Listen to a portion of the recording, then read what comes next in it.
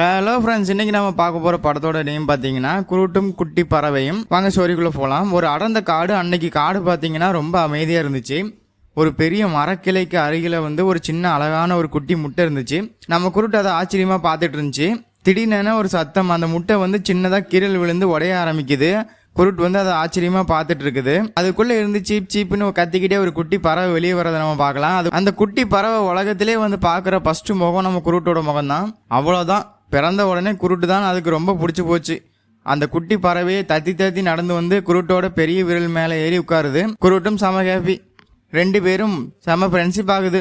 குருட்டு அதுக்கு சின்ன சின்ன பழங்களை ஊட்டி விடுறான். தன் தலையில வச்சு காட்டுக்குள்ளே கூட்டிட்டு போறான். அந்த குட்டி பறவையும் குருட்டோட இலைகளை வச்சு ஜாலியாக விளையாடுது. ரெண்டு பேரும் சேர்ந்து செம ஜாலியாக டைம் ஸ்பெண்ட் பண்ணுறாங்க. ஆனால் அந்த குட்டி பறவையை தேடி வானத்திலிருந்து ஒரு பெரிய பறவை பறந்து வருது. அது வேற யாரும் இல்லை, அந்த குட்டி பறவையோட அம்மா பறவை.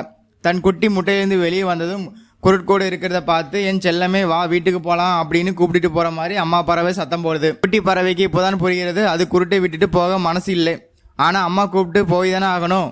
குட்டி பறவை மெதுவாக தன் சிறைகளை அசைச்சு குருட்டோட கன்னத்தில் செல்லமாக மூட்டிட்டு அவங்க அம்மா கூட சேர்ந்து வானத்தில் பறக்குது. குருட்டும் தன் கண்ணு முன்னாடியே பிரிஞ்சு குட்டி பறவை பறந்து போறதே லேசாக வருத்தமாக இருந்தாலும் அது அவங்க அம்மா கூட தானே பத்திரமா போகுதுன்னு நினைச்சு சந்தோஷப்படுது. அவனும் தன் மரக்கையை உயர்த்தி சிரிச்ச முகத்துடன் டாட்டா காட்டுறான். முட்டை பொறிஞ்ச அந்த நிமிஷமும் குட்டி பறவையோட அன்பும் குருட் மனசுல அப்படியே அழகா தங்கிடுச்சு.